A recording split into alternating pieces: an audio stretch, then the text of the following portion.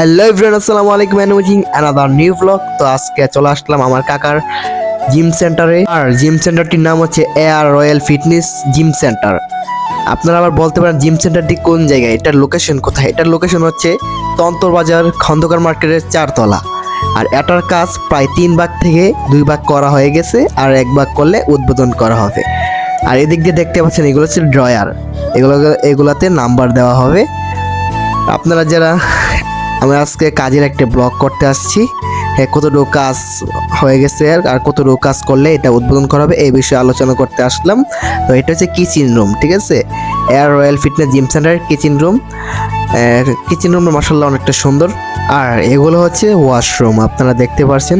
আর এটা কি রুম আমি সঠিক জানি না, কাকারে জিজ্ঞেস করলে বলতে পারবো। চলুন আমরা একটু সামনের দিকে যাই, সামনে গিয়ে দেখি সামনের কি করা আছে, আমরা দেখবো।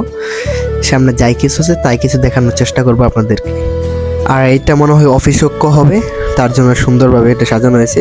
আর ওই পাশ দিয়ে কিন্তু আয়না দিয়ে বাইরের ভিউ দেখার জন্য আয়নাটা দেওয়া হয়েছে, এবং এই জিম সেন্টারের সৌন্দর্যের জন্য এই আয়নাগুলো দেওয়া হয়েছে। দেখতে পাচ্ছেন আয়নাগুলো খুব সুন্দর, বাইরের ওয়েদার দেখা যায় এবং প্লাস তন্তরের বাজারগুলো দেখা যায়। খুব সুন্দরভাবে কিন্তু এই জিম সেন্টারটা সাজানো হয়েছে।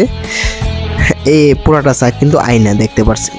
আর এদিক দিয়ে কিন্তু শীতের দিন, যার কারণে তন্ত্রবাজার কোনো রৌদ্র নাই। আর আজকের ব্লগ এইটুকুই, একটা শর্ট ব্লগ করলাম আর কি।